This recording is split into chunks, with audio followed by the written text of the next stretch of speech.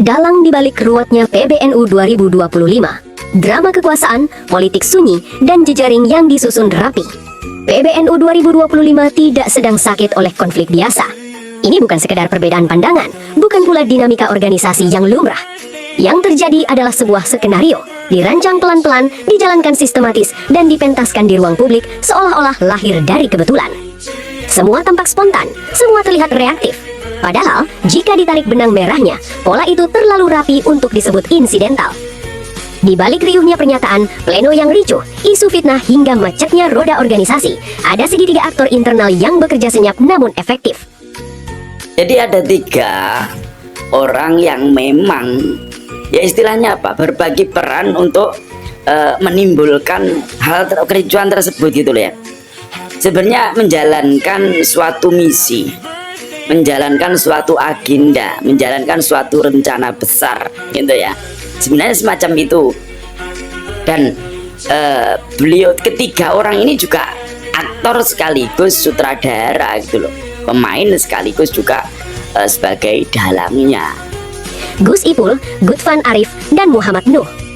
Mereka bukan sekedar pengurus, mereka adalah pengendali arah. Dengan Rais Aam dijadikan panggung legitimasi, bukan pengambil keputusan sejati. Sejak awal, Gus Ipul memainkan peran sebagai agenda setter. Posisi Sekjen PBNU sekaligus menteri memberi ruang tekanan yang tidak dimiliki pengurus lain. Nah, apalagi dengan Gus Ipul yang punya apa istilahnya, yang rangkap jabatan. Gus Ipul ini hebat. Gus Ipul ini sangat-sangat sakti luar biasa. Karena apa?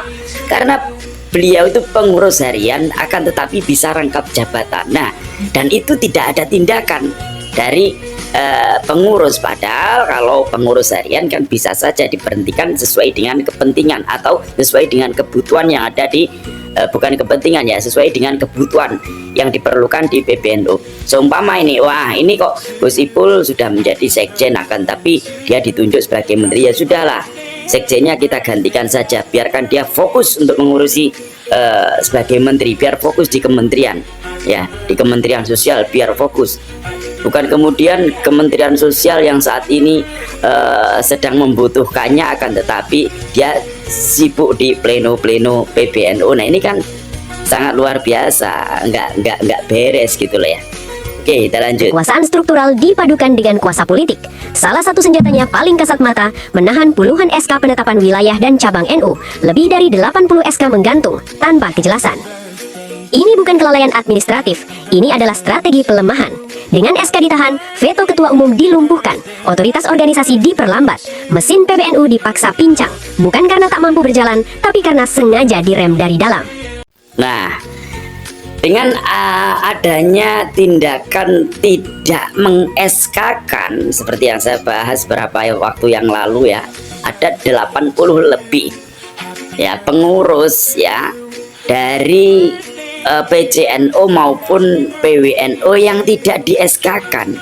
Karena apa? Ya karena dianggap bahwa orang-orang tersebut adalah orang-orang yang tidak pro dengan programnya, yang tidak pro dengan agendanya. Bahkan diduga mungkin orang-orang tersebut, para pengurus tersebut adalah orang-orang yang tidak bisa melancarkan aksinya atau agenda besarnya gitu loh. Makanya bagaimana caranya biar dibuat lumpuh, biar Gus Yahya ini terkesan tidak mempunyai kemajuan, biar Gus Yahya dalam kepemimpinan Tanfidiyah yang dipimpin oleh ketum yaitu Gus Yahya, biar terkesan kalau NU itu tidak berjalan gitu loh.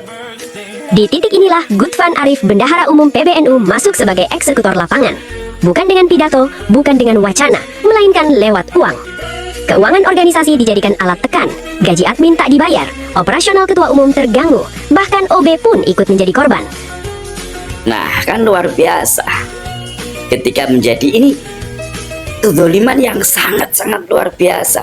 Kalau menurut saya sih, kalau bisa saya katakan ya, seumpama boleh saya katakan ini tindakan yang sangat biadab gitu aja. Loh iya toh, NU itu kan gitu. Di dalam Islam kan sudah diajarkan bahwa bayarlah keringat, bayarlah upah sebelum keringatnya kering. Nah ini ada orang yang tidak digaji, sampai tidak digaji loh. Karena apa? Karena ya ingin gembosi NU dari dalam. Upaya-upaya itu sengaja mereka lakukan. Dan kalau ini masih orang-orang ini masih dipelihara, ya menurut saya keterlaluan. Kalau sudah tahu semacam ini kemudian masih dipelihara, menurut saya sangat-sangat keterlaluan. Semua dibiarkan macet, semua dibuat seolah krisis alami. Padahal, ini adalah boykot internal. Tujuannya tunggal, menciptakan ketegangan, memancing konflik, dan membuka jalan bagi agenda yang lebih besar, tambang dan kepentingan bisnis kroni. Dalam skema ini, NU bukan organisasi, tapi kendaraan. Namun strategi ini tak akan berjalan tanpa operator yang piawai. Disinilah Muhammad Nuh berperan. Ia hadir di hampir semua momen kunci, pleno, sowan, pertemuan strategis, selalu di dekat Rais Aam, selalu muncul saat tensi meningkat. Perannya jelas, menjembatani kepentingan internal dengan kekuatan eksternal, sambil memastikan tekanan terhadap ketua umum terus hidup. Orang ini memang luar biasa, orang ini memang luar biasa. Sehingga kemarin saya kaget ketika orang ini diangkat menjadi Katib Am PBNU, itu saya kaget sekali. Loh, kok bisa-bisanya orang semacam ini menjadi Katib Am gitu loh. Loh, kok bisa-bisanya gitu. Siapa yang memilih, siapa yang mengangkat? Nah, semua itu dilakukan untuk apa ya? Untuk memperlancar, namanya Katib Am. Istilahnya itu sekretaris jenderal. Ya, kalau di Tanfidiyah itu sekretaris jenderal, sama persis dengan Gus Ipul. Jadi ya, pokoknya ingin semuanya itu dilumpuhkan posisi-posisi strategis yang bisa menjadi kemajuan NU, yang bisa menjadi NU itu berjalan ya. Kemudian semuanya itu diambil alih dan dilumpuhkan dari dalam. Jejaringnya tak sederhana, relasi lama dengan kelompok modal, keterhubungan dengan pusat kekuasaan lama seperti Cikeas, hingga dugaan riding agenda politik 2029 bersama Partai Demokrat, membuat posisinya bukan sekedar pengurus PBNU. Ia adalah noda penghubung kepentingan lintas rezim. Puncak skenario itu meledak di Harlah NU ke-102, 7 Februari 2025, di Istora Senayan 7 Februari 2025. Di hadapan Presiden Prabowo, Rais Aam tanpa sadar didorong masuk ke dalam jebakan narasi. Kalimat singkat, titip good fun Pak Presiden, kasih dia pintu dan kuncinya, menggema ke publik sebagai restu moral. Wah, ya kan? Yang akhirnya good fun ya, itu seakan-akan atau memang direstui sama Pak Rais Am. Jadi di sini ada skenario yang sangat-sangat kuat. Nah, inilah ya. Dari sini kita akhirnya tahu kenapa kemarin mereka yang ngotot bahwa pemakzulan itu sah menurut ADART, bahwa pengangkatan Pak Zulfa itu sah, bahwa pengangkatan Pak Nuh itu sah. Akhirnya kok batal semuanya secara otomatis. Kenapa? Akhirnya mereka kok melakukan islah. Kenapa ya? Semuanya itu karena kurang kuatnya kondisi bangunan mereka yang akhirnya runtuh dengan sendirinya.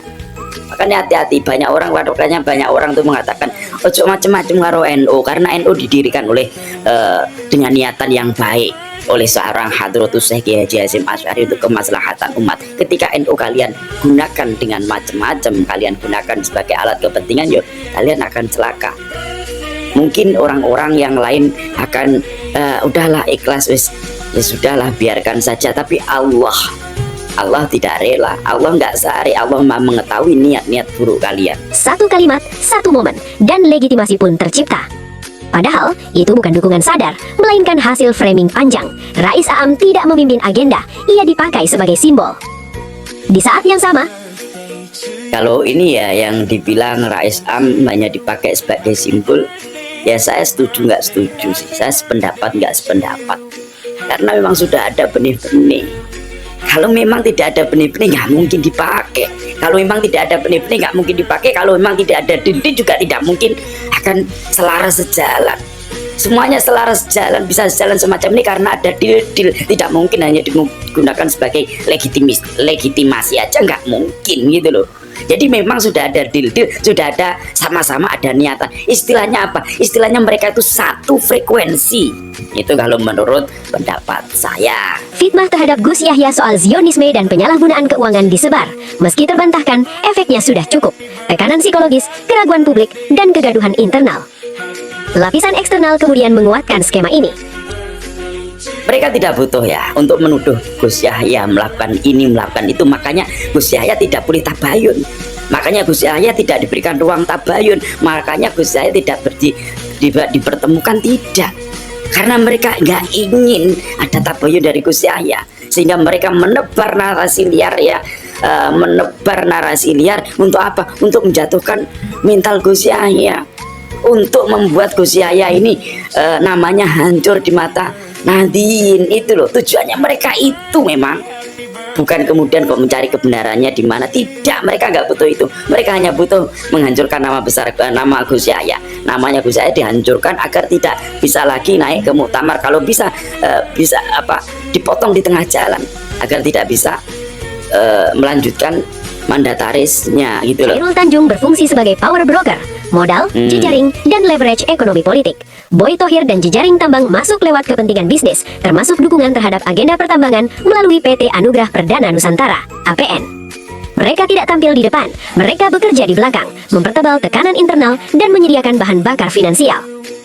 Makanya kemarin ketika ada gaduh soal Lirboyo ya, Trans 7 Lirboyo, siapa ada Khairul Tanjung kan bosnya di situ. Makanya ketika ada itu pun Mbah Yai Miftahul Akhyar nggak ada tindakan kecaman terhadap Trans 7 atau pernyataan yang mengecam tindakan Trans 7, nggak ada.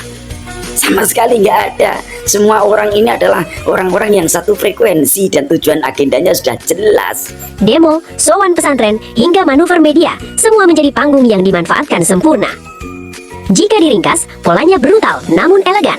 Gus Ipul dan Gutvan menekan dari dalam, SK ditahan, keuangan dibekukan. Muhammad Nuh menjembatani kepentingan dan mengatur ritme tekanan. Rais Aam dijadikan legitimasi moral.